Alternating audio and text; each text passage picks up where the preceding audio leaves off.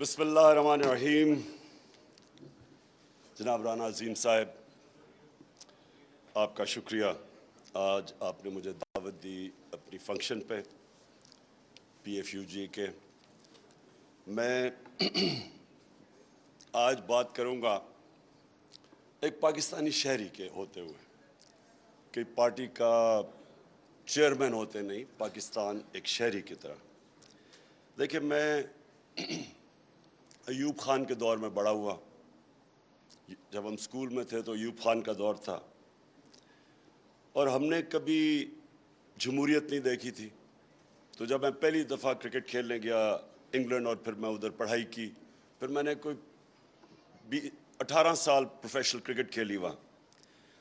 تو میں نے پہلی دفعہ وہ جو سسٹم ہم نے اپنایا ہوا ہے، ویسٹ منسٹر ڈیموکریسی پاکستان میں جو ہم نے اپنایا ہوا ہے، وہ میں نے پہلی دفعہ جب 18 سال کی عمر میں گیا تو میں نے وہ سسٹم دیکھا، اور وہ میں نے سسٹم اندر سے دیکھا. یونیورسٹی میں بھی میں نے پولیٹکس پڑھی، اور جب میں نے وہ سسٹم کو اندر سے دیکھا اور سمجھا ان کا کہ کیوں ان کی پارلیمنٹری ڈیموکریسی کامیاب ہے، تو میں دو نتیجوں پہ آیا. دو وجہ ہیں، دو بنیادی فاؤنڈیشنز جن کے اوپر ان کی جمہوریت کھڑی ہے اور ان کا ملک کھڑا ہے. Number 1، rule of law. جب برطانیہ کے اوپر پورا ہٹلر کا آنسلاٹ تھا تو چرچل کے پاس لوگ گئے کہ جی ہمارا ملک بچ جائے گا. اس نے بجائے جواب دینے کے لیے کہ ہماری فوج کتنی تکڑی ہے، اس نے کہا ہماری عدالتیں انصاف دے رہی ہیں. اگر ہماری عدالتیں انصاف دے رہی ہیں ہم کبھی تباہ نہیں ہو سکتے. اور دوسرا، ان کا جو مورل سٹینڈرڈز اور مورل ویلیوز ہیں، جو ان کے اخلاقیات ہے، وہ ایک بہت جو لیڈرشپ کی ایک بڑی معیار کی ہے. سو یہ دو چیزیں تھیں جو دونوں میں نے پاکستان کے اندر نہیں دیکھی. نہ یہ رول آف لا تھا، اور جو ہماری اشرافیہ کی جو اخلاقیات تھی اس کی بڑی نچلی سٹینڈرڈ تھی، اور وہ گرتی گئی. یہ دو چیزیں تھیں. اور تیسری چیز تھی فریڈم آف ایکسپریشن. یہ جو آج ہم ادھر کھڑے ہیں، ادھر ایک ہائیڈ پارک کارنر ہوتا ہے، ابھی بھی ہے. تو وہاں کوئی بھی سنڈے کو چلا جائے، وہ جو کھڑا ہوتا تھا وہ جا کے جو مرضی بولنا چاہتا تھا وہ بولتا تھا. لیکن اگر آپ پبلکلی کسی بھی انسان کو سلانڈر کریں، یعنی اس کے کردار کشی کریں، تو جتنے اسٹرکٹ قانون وہاں تھے، میں وہ ایک کیس لڑا ہوں انگلینڈ کا، وہ 3 ہفتے front page headline case تھا.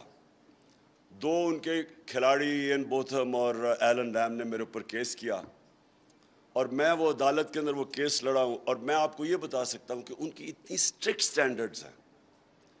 آپ اگر کسی کی توہین کر دیں، سلانڈر کر دیں، تو جو پروٹیکشن ہے ایک انسان کو اپنی ڈگنیٹی کی، وہ کبھی بھی میں نے پاکستان میں نہیں دیکھی.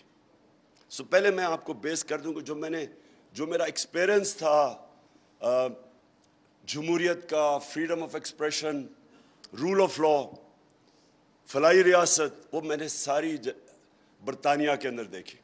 اور میں اس عمر میں گیا تھا جب یہاں نہ کوئی ڈیموکریسی تھی، یہاں ڈکٹیٹرشپ تھی، اور جو مورل سٹینڈرڈز تھے ابھی بھی. انگریز جب یہاں سے گیا تھا تو کافی ہماری جو موریلٹی تھی وہ کافی اوپر تھی. وہ آہستہ آہستہ گرتی گئی. اور میں پھر جب پاکستان میں جو، اب میں آپ کا تجزیہ دیتا ہوں، آپ سب یہ کہہ رہے تھے پہلے کہ پاکستان میں مسئلہ کیا ہے، اور بیسکلی آپ نے سب نے ایک ہی بات کی، اصل میں رول آف لا نہیں ہے. جو طاقتور ہے وہ قانون سے اوپر ہے. اسی لیے میں نے جب اپنی پولیٹکس شروع کی تو اس کا نام رکھا تحریک انصاف، کہ انصاف کا مطلب یہ ہوتا ہے کہ قانون کے سامنے سب ایک برابر ہوتے ہیں. یہ ہے انصاف. سمپل یہ ہے. حضرت علی کا قول ہے کہ کفر کا نظام چل جائے گا لیکن نا انصافی اور ظلم کا نظام نہیں چل سکتا. بیسکلی جو ابن خلدون نے آج سے پتہ نہیں 700-800 سال پہلے بات کہی تھی اس نے کہا کہ میرا جو تجزیہ ہے قرآن کا کہ اللہ نے انسان کو زمین پہ بھیجا ہی ایک وجہ سے ہے کہ میری زمین پہ انصاف قائم کرو.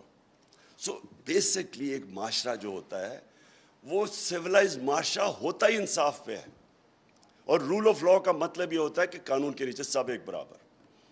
اور پھر میں نے پہلے ویسٹرن سسٹم سارا اسٹڈی کیا, اور پھر میں نے اپنی اسلام کی تاریخ اسٹڈی کی. میں جو مدینہ کی ریاست کی بات کرتا ہوں, آپ کو حیرت ہوگی کہ جو آج ویسٹرن ڈیموکریسیز جن پرنسپلز پہ کھڑی ہیں وہ ساری مدینہ کی ریاست کی پرنسپلز ہیں. رول آف لاء, سب سے پہلی چیز کہ نبی صلی اللہ علیہ وسلم نے کہا میری بیٹی بھی اگر جرم کرے گی اس کو سزا ملے گی, کوئی قانون سے اوپر نہیں ہے. اور جو سب سے امپورٹنٹ بات کہی میں, اور یہ پھر میرا 70 سال کی عمر کا ہو گیا ہوں, ساری دنیا میں جو میں نے دیکھا ہے ایک ڈفرنس ہے خوشحال معاشروں میں اور وہ جدھر غربت ہے, ایک ہی ڈفرنس ہے, رول آف لاء. جس معاشرے کے اندر قانون ہوتا ہے, انصاف ہوتا ہے, وہ ہمیشہ خوشحال ہوتا ہے. اور نبی صلی اللہ علیہ وسلم نے تب 1500 سال پہلے کہہ دیا تھا کہ تمہارے سے پہلے بڑی قومیں تباہ ہوئیں, جدھر کمزور کے لیے ایک کمزور چوری کرے تو جیل میں, طاقتور چوری کرے تو NRO مل جائے. یہ تب وہ کلیئر تھا کہ جب آپ طاقتور ڈاکو کو نہیں پکڑ سکتا, جو بھی معاشرہ وہ تباہ ہو جاتا ہے. آپ ساری ڈیولپنگ ورلڈ دیکھ لیں, ساری ڈیولپنگ ورلڈ دیکھ لیں, ایک ہی مسئلہ ہے وہاں, طاقتور سے چوری کر کے سارے پیسے بھجوا دیتا ہے ویسٹرن اکاؤنٹس میں. ایک fact I panel United nations کے سیکرٹری جنرل نے ایک پینل آف اکانومسٹ بٹھائی جس نے صرف اس کا کام تھا کہ آپ یہ بتائیں کہ کیسے امیر ملک امیر ہوتے جا رہے ہیں, غریب ملک غریب ہوتے جا رہے ہیں. اس پینل نے ایک سال کے بعد رپورٹ دی, انہوں نے کہا 1.7 ٹریلین ڈالرز 1700 ارب روپیہ غریب ملکوں سے ہر سال چوری ہو کے امیر ملکوں میں اور آف شور اکاؤنٹس میں جاتا ہے. ساری جو غریب ملک ہیں ادھر ساری جگہ جو ان کے صاحب اقتدار ہیں, جو اشرافیہ ہے, وہ پیسہ چوری کر کے باہر بھیج دیتی ہے. وہ ڈفرنس بڑھتا جا رہا ہے. اور وہ کیوں ہے؟ کیونکہ ان کے اندر وہ ابیلٹی نہیں ہے, ان کے اندر قانون نہیں ہے طاقتور کو لانا قانون کے نیچے. اس لیے میں نے اپنی پارٹی بنائی تھی آج سے 26 سال پہلے, اور تب سے میری سٹرگل ایک ہی ہے. سٹرگل یہ ہے کہ یہ جو دو خاندان اس ملک کے اوپر 32 سال ہو گئے ہیں, اب انہوں نے 32 سال باریاں لی ہیں, یہ جو اوپر بیٹھے ہوئے ہیں, یہ جب تک آپ ان کو قانون کے نیچے نہیں لے کے آئیں گے, یہ کرپشن تو سمٹمز ہے نا, ایک بیماری ہے رول آف لاء نہ ہونے کی, سمٹمز یہ ہے کہ وہ کرپشن ہے. یہ تب سے سٹرگل تھی, شروع ہوئی 26 سال پہلے. پاکستان میں کیوں نہیں رول آف لاء آیا؟ ملٹری ڈکٹیٹرز نے 64 سال میں آدھا ملٹری نے حکومت کی ہے, آدھا کی ہے ان دو خاندانوں نے. کیوں نہیں دونوں کے دور میں رول آف لاء آیا؟ ملٹری جب ایک ڈکٹیٹر ملک کو سنبھالتا ہے, ٹیک اوور کرتا ہے, تو وہ by definition rule of law کو ختم کر دیتا ہے, وہ اپنے آپ کو قانون کے اوپر لے آتا ہے. اور وہ پھر جب ڈکٹیٹر اپنے آپ کو ڈیموکریٹ بنانے کی کوشش کرتا ہے, وہ سارے اداروں کی دھجیاں اڑا دیتا ہے. تینوں ڈکٹیٹرز نے یہ کیا, ساروں نے اپنے آپ کو جمہوری بنایا, بائی ڈیفینیشن انہوں نے اداروں کو کمزور کر کے رکھ دیا, اپنے آپ کو قانون کے اوپر رکھ دیا. اور پھر جب ایک ڈکٹیٹر اپنے آپ کو ڈیموکریٹ بناتا ہے تو اس کے لیے امپورٹنٹ ہوتا ہے میڈیا کو کنٹرول کرے, کیونکہ میڈیا تنقید کرے گا. جب وہ قانون توڑے گا یا قانون سے اوپر ہوگا تو میڈیا اس کی تنقید کرے گا, تو اس کی مجبوری بن جاتی ہے اس کو کنٹرول کرنے کی. جنرل مشرف نے شروع میں, کیونکہ لوگ ان دو پارٹیز کے 11 سالوں میں تنگ تھے, اور ہمیں پتہ ہے کہ جب جنرل مشرف نے ٹیک اوور کیا تو یہاں بڑی خوشیاں بنی, کیونکہ دو دفعہ وہ دونوں گورنمنٹس کرپشن پہ نکالی گئی اور کرپشن کر رہی تھی. جب جنرل مشرف نے ٹیک اوور کیا تو وہ پاپولر تھا, کیونکہ اس میں خوشحالی بھی آنی شروع ہوگی. وہ اور بات ہے کہ وار آن ٹیرر میں شرکت کی جس نے تباہی مچائی. تو ہوا کیا کہ آہستہ آہستہ وہ جماعتیں ریوائیو ہونا شروع ہو گئی. اس نے پہلے شروع میں میڈیا کو کھول دیا, جب اس نے دیکھا, جب خاص طور پہ وہ چیف جسٹس کی موومنٹ شروع ہوئی ہے آزاد عدلیہ کی, تو اس نے تب جا کے میڈیا کو کلیم ڈاؤن کیا کہ اس کے خلاف جانی شروع ہوگی. اس سے پہلے میں آپ کو بتاتا ہوں, کیونکہ میں تو اپوزیشن میں تھا, میڈیا کے اوپر کبھی اس طرح کی جو آج میں دیکھ رہا ہوں, کبھی میڈیا کے اوپر اس طرح کی انہوں نے کلیم ڈاؤن نہیں کیا جو آج ہے. اب یہ دو پارٹیز آئیں, دو خاندان, ان کی کیا مجبوری ہے؟ دونوں کرپشن پہ پکڑے شروع کر دی انہوں نے کرپشن. جب کرپشن کی تو ان کی مجبوری بن گئی عدلیہ کو بھی آن سائڈ رکھا جائے اور میڈیا کو بھی کنٹرول کیا. یہ دو ایریا سے یہ ڈرتے تھے. تیسرا ان کا مسئلہ تھا فوج, کیونکہ وہاں ایسا کو سارا پتہ تھا ان کی چوریوں کا, وہ ساری ریکارڈ رکھتے تھے. تو ان کی مجبوری کیا ہوئی, نواز شریف کا سارا اینڈ میں وہ عدلیہ کو بھی سنبھال لیتا تھا, میڈیا کو بھی سنبھال لیتا تھا, لیکن اس کا پرابلم ہو جاتا تھا فوج, اور پھر وہ آرمی چیفز کے ساتھ اس کا مسئلہ بنتا تھا. وہ اس لیے نہیں تھا کہ وہ رول آف لا چاہتا تھا, اس کا پرابلم یہ تھا کہ یہ ساری جو رپورٹس نکلتی تھی کرپشن کی, یہ نکلتی تھی ایجنسیز کے ذریعے. زرداری کا سملر پرابلم تھا. تو انہوں نے بھی میڈیا کو کلیم ڈاؤن اس لیے کیا کہ یہاں وہ کنٹرول کرنا چاہتے تھے انفارمیشن. میرے اوپر نجم سیٹھی نے, جب میں پاور میں آیا تو اس نے میرے اوپر الزام لگایا, دو اس کے الزام لگائے. میں عدالت میں چلا گیا, 3 سال ایز پرائم منسٹر مجھے تو کوئی ریلیف نہیں ملا. نواز شریف کے اوپر اس نے جب 97 یا 98 میں الزام لگایا, اس نے اس کو 3 دن بند کر کے مار پڑوائی. فرق کیا تھا؟ فرق یہ تھا کہ میں جب بنا تو مجھے کوئی میڈیا سے کبھی خطرہ نہیں تھا. میں یہ آپ کو کلیئر کر دوں کہ جب میں پرائم منسٹر بنا, مجھے تو میڈیا سے کبھی ڈر نہیں تھا.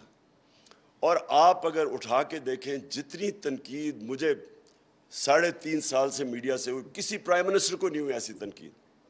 میں نے تو کبھی کوشش نہیں کی میڈیا کو پیسے کھلانے کی. میں نے ایک میڈیا کے اوپر کبھی کسی کے اوپر ایکشن, سوائے نجم سیٹھی کیونکہ اس نے ذات پہ مجھے اٹیک کیا تھا, اس کے اوپر عدالت میں گیا, میں نے ایک میڈیا کے اوپر کوئی ایکشن نہیں لیا. یہ شیرین کو پتہ ہے کہ کئی دفعہ 3-4 دفعہ ہوا ہے میرے خیال میں, ہمیں کیبنٹ میں جب میٹنگ پہ آئے پتہ چلا جی کسی کو اٹھا لیا جرنلسٹ کو, وہ میرے انسٹرکشنز کے اوپر کبھی کسی کو نہیں اٹھایا. پرابلم کچھ اور تھا, اور وہ میں آپ کو بھی ذرا پہلے میں آپ کو بتاتا ہوں کہ میرے 3.5 سال میں نے کیا چیز دیکھی اور آگے وے فارورڈ کیا آج پاکستان کا. یہ بڑا کرٹیکل ہے کہ ہم ریئلائز کریں کہ ہم آج کدھر کھڑے ہیں اور ہم اب آگے کیسے جا سکتے ہیں. ہوا کیا کہ پرابلم مجھے صرف ایک تھا, سلانڈر کا. یعنی جب فیک نیوز ہوتا تھا,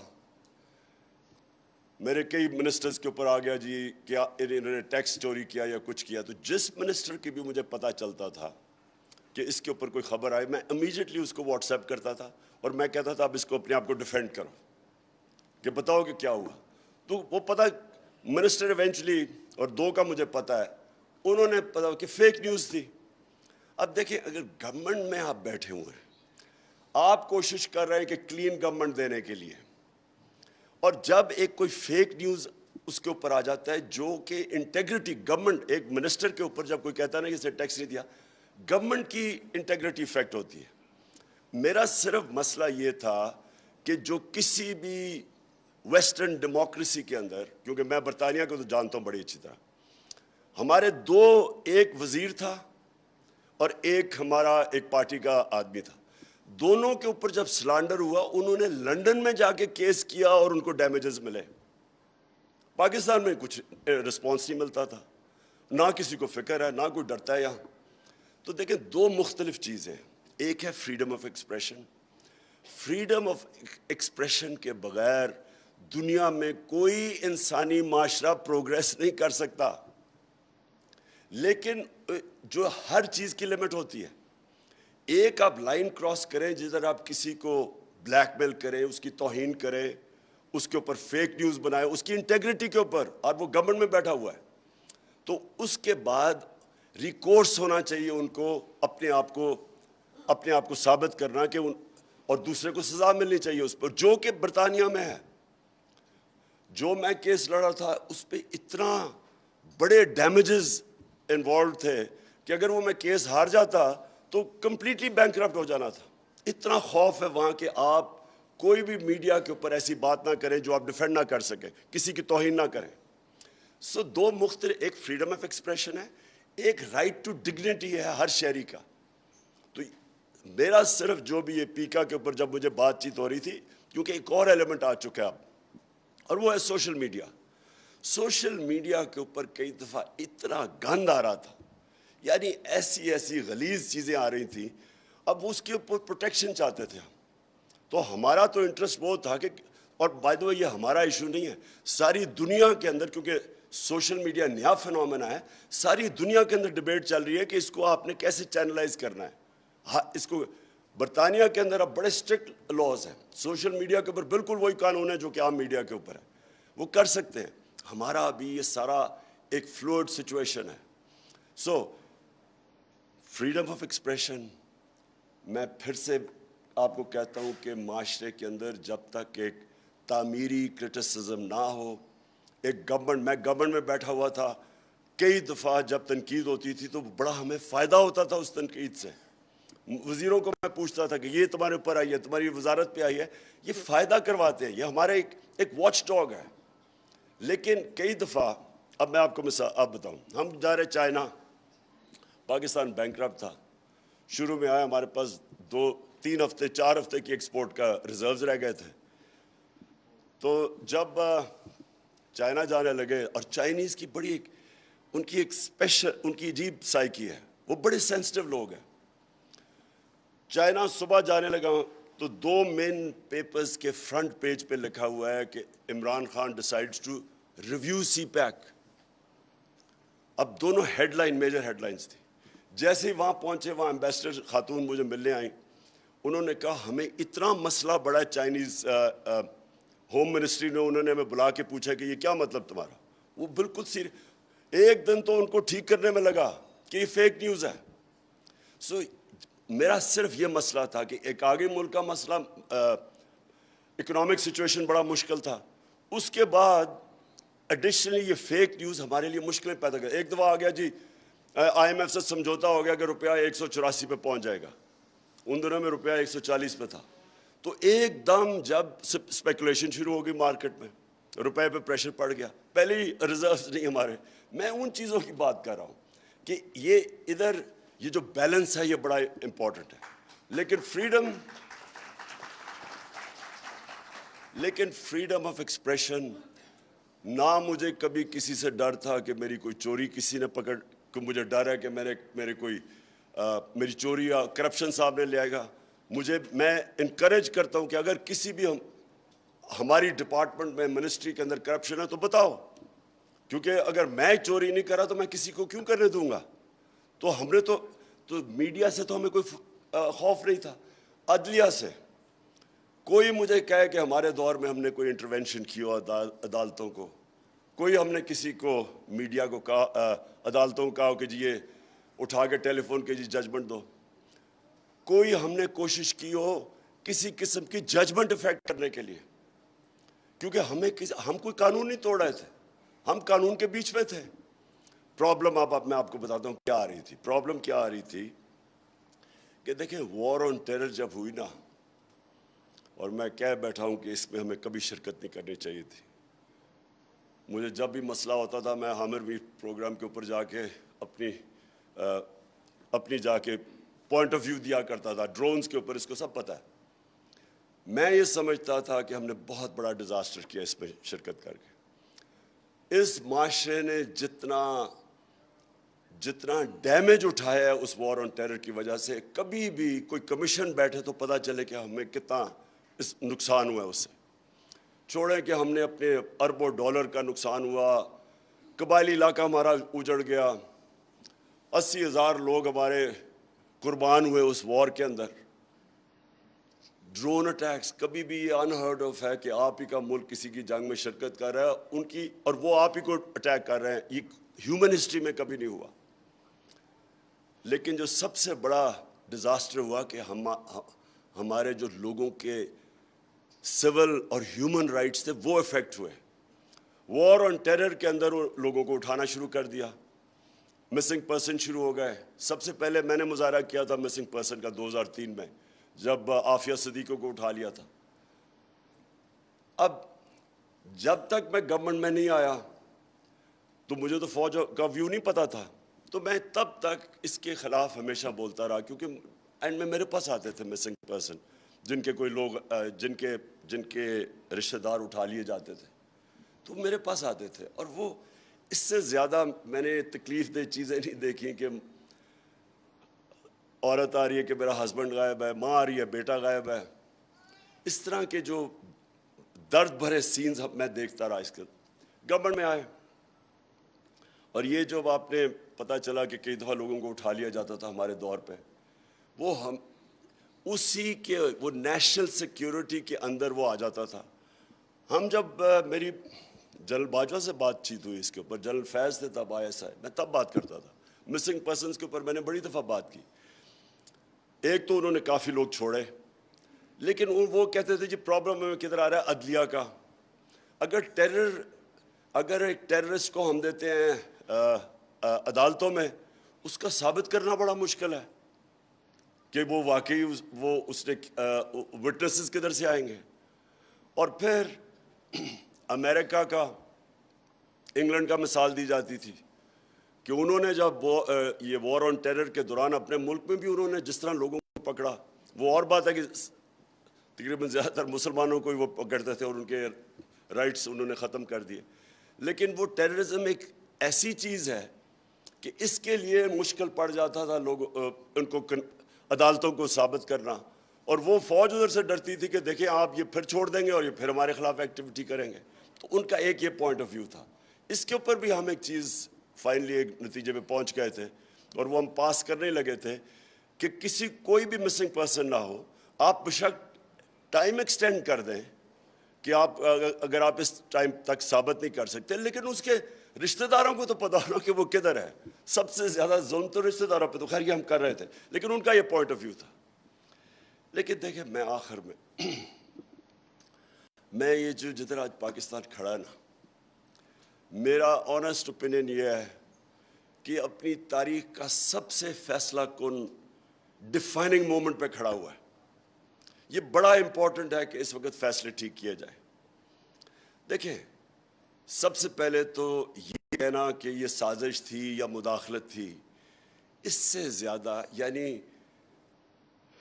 ایک انڈر سیکرٹری امریکن ایک پاکستانی ایمبیسڈر سے میٹنگ میں ایک کھلی دھمکی دیتا ہے, اور وہ ریکارڈڈ ہے, منٹس ہیں اس کے, وہ ہمیں سائفر بھیجتا ہے اسد مجید, میں پڑھتا ہوں, اور وہ کہہ رہا ہے ہمارے امبیسڈر کو کہ اپنے پرائم منسٹر کو اگر آپ نے عمران خان کو نہ ہٹایا, میرا نام عمران خان کو اگر آپ نے نہ ہٹایا تو پاکستان کو بڑی مشکلوں کا سامنا کرنا پڑے گا, لیکن اگر ہٹا دیا تو ہم معاف کر دیں گے.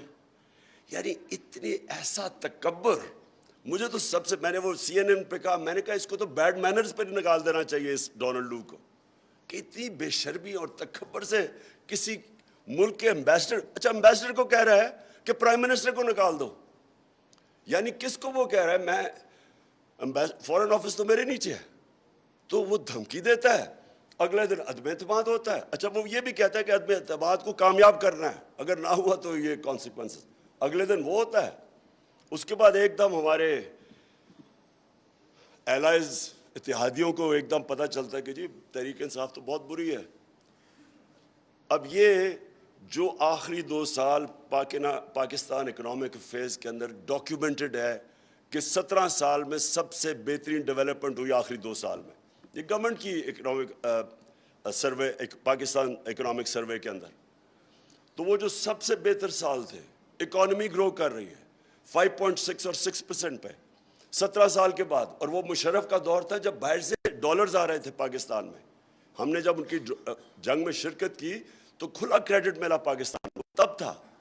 تو کرونا کے باوجود ایک اکانومی اوپر جا رہی ہے اور سسٹینیبل گروتھ پہ کہہ رہا ہے IMF پاکستان جا رہا ہے, اور اس وقت ایک دم اتحادیوں کو یاد آتا ہے کہ یہ تو بہت بری گورنمنٹ ہے. پھر ہمارے جو لوگ, اب یہ سوچیں کہ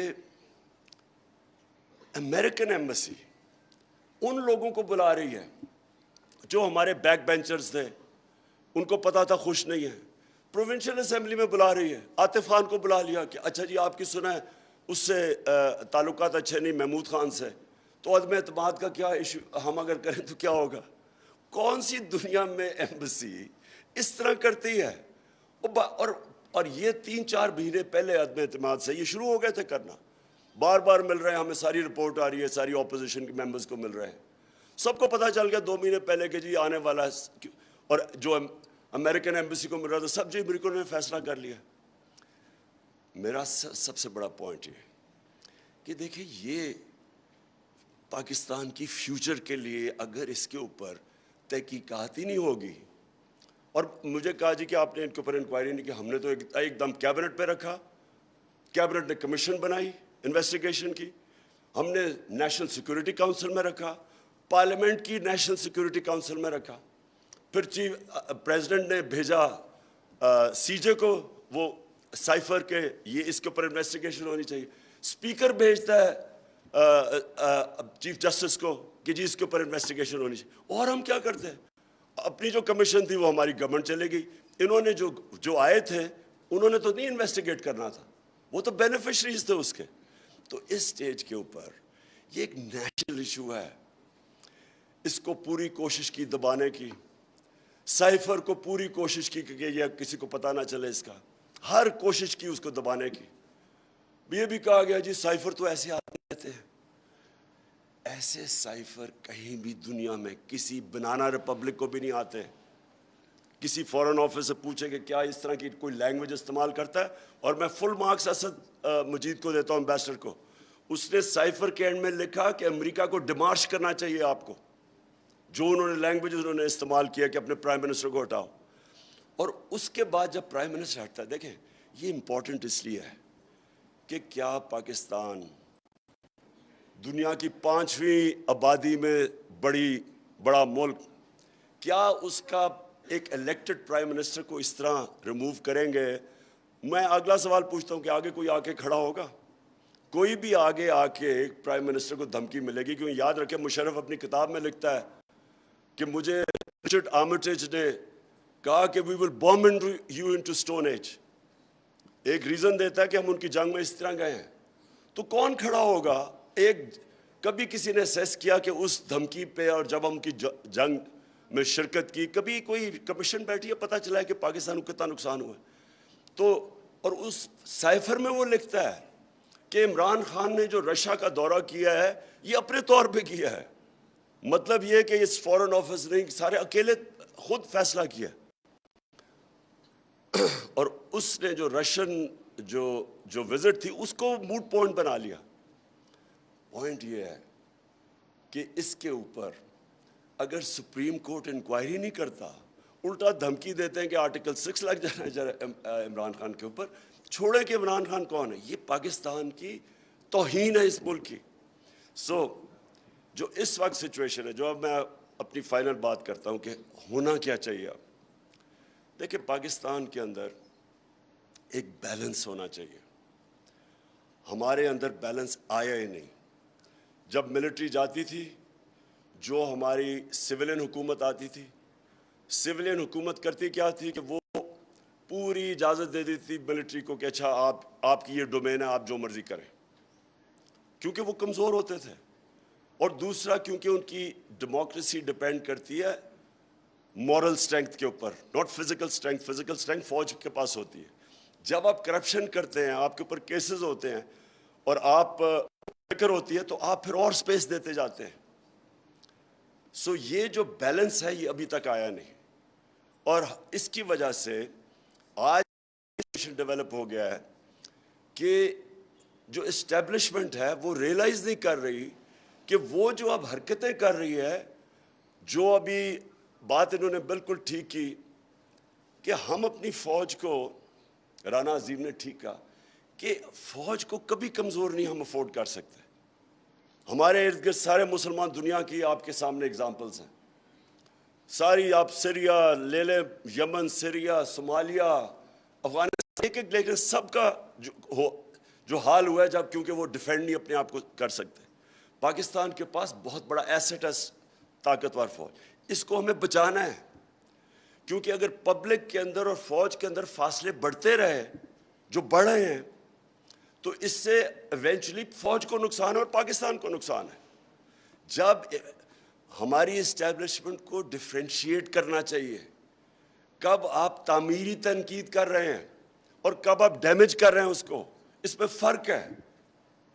جب آپ ان کو یہ کہتے ہیں کہ آپ جب ایک اسٹیبلشمنٹ کے فٹ پرنٹ اس طرح آ جاتا ہے کہ صحافیوں کو پکڑ پکڑ کے آپ یہ کر رہے ہیں, اور جو تھوڑی سی بھی آپ سمجھیں کہ تنقید ہوئی ہے فوج کی تو آپ نے ایکشن لے لیا, یہ نقصان دہ رہا ہے ہماری فوج کو, اس سے فائدہ نہیں ہو رہا. انفارمیشن رک نہیں سکتا. یہ سوشل میڈیا کا زمانہ ہے. یہ غلط فہمی ہے کسی کی کہ جی سوشل میڈیا کو آپ کو کنٹرول کر رہا ہے. سوشل میڈیا ایک ایسی چیز ہے کہ جس کے پاس موبائل فون ہے اس کی آواز ہے, آپ اس کو کنٹرول نہیں کر سکتے. اور آپ کنٹرول کرنے جتنی مرضی کوشش کریں, یہ ایک ایسی اب چیز دکھلائی کسی کے کنٹرول میں نہیں ہے. یہ جو اب پیریڈ ہے اس کے اندر ہمیں ریفلیکٹ کرنا چاہیے کہ کیا یہ جو فیصلہ کیا, جو بھی یہ فیصلہ نہ روکنے کا کیا, ایک امریکن سازش کے تحت ایک ان نیچرل سیٹ اپ آ گیا, کیا یہ پاکستان کے فائدے میں ہے؟ کیا پاکستان کے فائدے میں ہے کہ 1100 ارب روپے آتے ساتھ ہی انہوں نے جو نیب کے اندر کیسز پڑے ہوئے تھے انہوں نے ختم کروا دیے. سارے جن کے کیسز تھے, اور یہ پچھلے 10 سال کے کیسز تھے, یہ سارے ختم کروا لیے. جو ایف آئی اے کے اندر 16 ارب روپے کا open and shut case Shahbaz Sharif اور بچوں کے, وہ 4 وٹنسز مر چکے ہیں ابھی تک. جب سے یہ آئے ہیں 4 وٹنسز مر گئے ہیں, جس میں مقصود چپڑاسی بھی, اور ایک انویسٹیگیٹر مر چکا ہے ہارٹ اٹیک سے. اور یہ جو عمران ریاض نے جو بتایا کہ ان کو جب وہ جیل سے نکلے ہیں تو ان کو تب سے پرابلمز ہے, صحت کے پرابلمز ہو گئے ہیں, اور وہ سمجھتے ہیں ان کو زہر دی گئی ہے, سلو پوائزننگ کی گئی ہے. یہ انویسٹیگیٹ کرنا چاہیے کہ یہ کمال ہوا ہے کہ ایک دم 4 وٹنسز مر گئے ہیں اور ایک انویسٹیگیٹر, اور دوسرے انویسٹیگیٹر کو ہارٹ اٹیک ہوا بچ گیا ہے. اور یہ ہمیں سوچنا چاہیے کہ اس سیٹ اپ کو اگر بیک کر رہی ہے ہماری اسٹیبلشمنٹ, جو کہ ساری قوم کو پتہ ہے, ان کے اپنے بیان ہیں, ایک دوسرے کیسز سارے اپنے دور پہ بنائے ہوئے ہیں. یہ جو 10 سال کے کیسز ہیں 95% تو ان کے دور کے بنے ہوئے ہیں. وہ کیسز معاف کروا رہے ہیں, ایک طرف ملک نہیں سنبھالا جا رہا, مہنگائی اسپانوں پہ, اکانومی ٹینک کر گئی ہے. بلومبرگ کی رپورٹ ہے کہ پاکستان اب چوتھا رہ گیا ہے جو ڈیفالٹ کرنے جا رہا ہے. دنیا میں چوتھے نمبر پہ پاکستان ہے جو ڈیفالٹ کرنے جا رہا ہے, سری لنکا کے بعد. تو کوئی سوال یہ پوچھے کہ یہ جو سارا ہوا ہے, یہ جو فیصلہ کلیئرلی ایک بند کمروں میں جو بھی فیصلہ ہوا ہے بیک کرنے کا انہیں, کیا یہ پاکستان کا فائدہ ہے؟ اور اس کو ایک اس کرپٹ سیٹ اپ کو بیک کرنے میں کیا نظر نہیں آ رہا ہے اسٹیبلشمنٹ کو کتنا نقصان ہو رہا ہے ان کو؟ اور کیا یہ ٹھیک کام کر رہے ہیں؟ کس نے فیصلہ کیا ہے کہ یہ فیصلہ ٹھیک تھا؟ بند کمروں میں فیصلے ہو جاتے ہیں, پلان اے بنتا ہے, پھر فیصلہ کب پلان بی بنتا ہے وہ بند کمروں میں ہی فیصلہ ہو جاتا ہے. اب پلان سی کیا ہوگا وہ بھی بند کمروں میں ہوگا. جب آپ کے فیصلے اس طرح ہوتے ہیں, کیسے ہو سکتا ہے کہ وہ آپ کے فیصلے ٹھیک ہو؟ یہ جو اس طرح کے فیصلے ہوتے ہیں, کیونکہ ہم کی بات کر رہے ہیں, دنیا کی تاریخ کی اپنے وقت کی 2 سب سے بڑی سب سے طاقتور فوجیں, ایک ہٹلر کی اس وقت 1941 میں سب سے طاقتور دنیا کی فوج تھی, اور دوسری نپولین کی. دونوں فوجیں تباہ ہو گئیں روس کے اندر. کیسے تباہ ہوئی؟ روس کی انہوں نے جب اٹیک کیا تو سردی آنی شروع ہو گئی. بڑے لوگوں نے سمجھایا, اپنے جنرلز نے, اپنے ٹاپ کو جو 2-3 تھے, لیکن ڈرتے تھے. نپولین کا بھی بہت بڑا اسٹیچر تھا اور ہٹلر سنتا ہی نہیں تھا. انہوں نے سمجھایا کہ جی سردیاں آ رہی ہیں. جو یو ٹرن کرنی چاہیے تھی, بائی دا وے جنرلز کے لیے, لیڈرز کے لیے یو ٹرن بہت ضروری ہوتی ہے,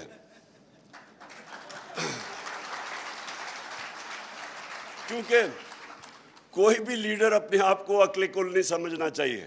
غلطیاں ہوتی ہیں لیڈر سے. بہتر یہ ہوتا ہے کہ غلطی پہچان کے تو وہ کہتے ہیں نا ہول اسٹاپ ڈگنگ. آپ کو پتا ہونا چاہیے کہ یہ اب میرے سے غلطی ہو گئی ہے تو اب واپس آ جائیں. دونوں دنیا کی اس وقت کی سب سے طاقتور فوج سردیوں میں تباہ ہو گئی, روس کی سردیوں میں. آج بھی ایک ہی راستہ ہے. جتنا اس اب میں کیا کہوں آرٹیفیشل کرپٹ سیٹ اپ جن کو اکٹھا کیا 60% لوگ ضمانت میں ہیں. میں جو 2 باتیں کہی تھی انگلینڈ کے اندر 2 چیزیں, ایک رول آف لا تھا اور ایک ان کی اخلاقیات تھی. آپ صرف ایک چیز سوچ لیں, بورس جانسن بھاری اکثریت سے جیتا ہے, وہ اس کی اپنی پارٹی نکال دیتی ہے. کس چیز پہ؟ پاکستان میں یہ خبر بھی نہیں بنی تھی, یا خبروں میں بھی نہیں آنا تھا کہ جناب وہ کورونا کے دور وہ نے جب 10 ڈاؤننگ اسٹریٹ میں انہوں نے جب کام ختم کیا تو وہ سارے گیدر ہو گئے ڈرنکس کے لیے. یہ خبر بھی نہیں بننی تھی. اس کے اوپر اچھا اس نے کیونکہ کور اپ کیا, جھوٹ بولا, اس کو فارغ کر دیا. کلنٹن اور بیوی اگر کہہ رہی ہے کہ جی مجھے مونیکا لیونسکی کا فرق نہیں پڑتا, اس کو انہوں نے امپیچمنٹ کر دی اس کی. رچرڈ نکسن وہ ایک سب کے فون ٹیپ ہیں یہاں, میرے بھی آپ نے دیکھا ہوگا میرا پرائم منسٹر کے بھی فون ٹیپ ہیں. اس فون ٹیپنگ کے اوپر اس کو امپیچمنٹ کی, اس نے ریزائن کیا. ان کی صرف مورل سٹینڈرڈز دیکھیں, ڈیموکریسیز چلتی ہیں مورل اتھارٹی پہ. اب یہ مجھے یہ بتائیں کہ جو ایک انڈر ٹرائل باپ بیٹا ایک چیف منسٹر بن گئے, پرائم منسٹر بن گئے, انڈر ٹرائل ہیں 16 ارب روپے. وہ مجھے کیس پتا ہے, اوپن شٹ کیس ہے, نوکروں کے نام پہ 16 ارب روپیہ آ گیا. اس پہ کوئی اور ہوتا تو ابھی تک 1.5 سال جیل میں ہوتا. ان کو آپ ملک کا پرائم منسٹر بنا رہے ہیں اور چیف منسٹر, 60% کیبنٹ ضمانت پہ ہے. جب ایک ملک کی قیادت, اس کی جب موریلٹی, ان کی مورل سٹینڈرڈز ادھر پہنچ گئے ہیں کہ آپ نے ان لوگوں کو اوپر بٹھا دیا ہے, مجھے یہ بتائیں جیل میں لوگ کیا کر رہے ہیں پھر؟ اب کس منہ سے غریب لوگوں کو جیلوں میں ڈالا ہوا ہے؟ اوپر سے آ کے انہوں نے آتے ساتھ NRO 2 لے لیا. یہ سیٹ اپ جتنی دیر چلے گا ملک کمزور ہوگا, ڈی سٹیبلائز ہوگا. اور اس وقت اکنامک جو سٹیبلٹی ہے وہ ڈپینڈ کرتی ہے پولیٹیکل سٹیبلٹی پہ.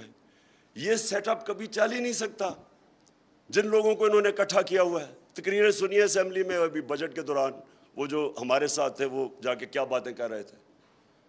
اور وہ پنجاب کا سیٹ اپ کیا ہے, وہ تو ایک انکانسٹیٹیوشنل چیف منسٹر بیٹھا ہوا الیکشن کروا رہا ہے. ہر قسم کا سپریم کورٹ واضح کر بیٹھا ہے کہ تم نے کسی قسم کی استعمال نہیں کرنا اسٹیٹ مشینری. ذرا جا کے دیکھیں 20 حلقوں پہ ساری اسٹیٹ مشینری کوشش کر رہی ہے ان کو الیکشن جتانے کے لیے کل. تو اگر اس سیٹ اپ کو اس طرح زیادہ آگے جا کے انلیگل کام کر کے اس سیٹ اپ کو اوپر رکھنا ہے, اکاؤنٹیبلٹی ختم کر کے, کس کو نقصان ہو رہا ہے؟ سارا ایونچولی سارا قوم دیکھ رہی ہے اسٹیبلشمنٹ کی پاور ان کے پاس ہے, ساری قوم ادھر دیکھ رہی ہے. اپنی اسٹیبلشمنٹ, اپنی فوج کو بچانے کے لیے تعمیری تنقید ضروری ہے. ہمارے جو جرنلسٹ ہیں ان کو موقع دیا جائے تعمیری تنقید کرنے کی, کورس کریکشن کے لیے. غلطیاں سب سے ہو جاتی ہیں, سب غلطیاں کر دیتے ہیں, کوئی عقل کل نہیں ہے. لیکن ایک جو تنقید ہوتی ہے وہ ایک جو بھی پاور میں ہوتا ہے اس کے لیے سارا وقت موقع مل رہا ہوتا ہے اس سے ڈفرینٹ اوپینین سن کے کہ میں کدھر ٹھیک جا رہا ہوں کدھر غلط. ایک اس جو بھی اوپر ڈیسیژن میکر ہے اس میں ایبلٹی ہونی چاہیے کہ یہ تنقید خود ہی فیصلہ کرے کہ یہ تنقید تعمیری ہے اور یہ تنقید کے پیچھے ایجنڈا ہے, وہ فیصلہ کرے. لیکن تنقید کو بند کرنا یہ تو اپنے آپ کو ایک فولز پیراڈائز میں رکھنا ہے, اور یہ نقصان سب کو ہو رہا ہے, ساری قوم کو ہو رہا ہے. جتنی دیر تک یہ انسٹیبلٹی چلتی رہے گی اتنی دیر تک اکانومی ہماری نیچے جاتی رہے گی. اور اکانومی اگر 4 نمبر پہ پاکستان ہے ڈیفالٹ کرنے والا, تو خود سوچ لیں کہ پاکستان کی آج کیا پوزیشن ہے. اور میں آج پھر سے کہتا ہوں کہ صرف ایک راستہ ہے, اور وہ راستہ ہے فری اینڈ فیئر الیکشنز.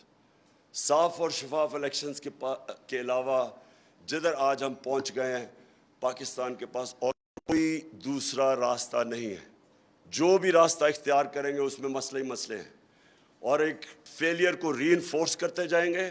اس سے اور زیادہ فاصلے بڑھتے جائیں گے قوم میں اور اسٹیبلشمنٹ میں. اور ہماری سب کی کوشش ہونی چاہیے کہ یہ ملک، ہمارے ملک میں ایک طاقتور فوج اس ملک کی ضرورت ہے. اور ہمارے ملک کے اندر یہ بھی ہمیں سمجھنا چاہیے کہ اس ملک کے اندر صرف ایک راستہ ہے. کوئی مارشل لا وغیرہ کا ٹائم نکل چکا ہے. صرف ایک ہے کہ ہم اپنی جمہوریت کو اسٹرینگتھن کریں. اور جمہوریت کو اسٹرینگتھن کرنے کے لیے جو میڈیا ہے، میڈیا کو آزاد کرنا، اور پھر قانون کے تحت لمٹس رکھیں کہ سلانڈر نہ کرے. یعنی جو ساری، میں کوئی نئی چیز نہیں کہہ رہا، صرف جو قانون بنے ہوئے ہیں برطانیہ میں، کیونکہ وہیں سے ہم نے ڈیموکریسی لیا، ان کے قانون لے آئیں. جو وہاں قانون ہے وہ یہاں لے آئیں کہ سلانڈر کا کیا قانون ہے، اور پھر ان کو امپلیمنٹ کریں. اس وقت پرابلم کیا ہے کہ ہمارے پاس اگر قانون ہیں بھی وہ امپلیمنٹ ہی نہیں ہوتے، اس لیے کسی کو فکر ہی نہیں ہے، جو مرضی جس کے متعلق کہہ دے. اور خاص طور پہ سوشل میڈیا کو ریگولیٹ کرنا بڑا ضروری ہے. اس میں ایسا گند آ رہا ہے کہ وہ ہمارے معاشرے کو بڑا نقصان پہنچے گا. تو وہ معاشرے کو بچانے کے لیے ریگولیٹ کرنا سوشل میڈیا کو بہت ضروری ہے. میں پھر سے رانا عظیم آپ کا شکریہ ادا کرتا ہوں. میں سارے جو ہمارے آنریبل سپیکرز آئے، میں ساروں نے بڑی وہ باتیں کی جو ہم سب اگری کرتے ہیں کہ فریڈم آف ایکسپریشن کے بعد بغیر کوئی بھی معاشرہ ترقی نہیں کرتا. شکریہ جی.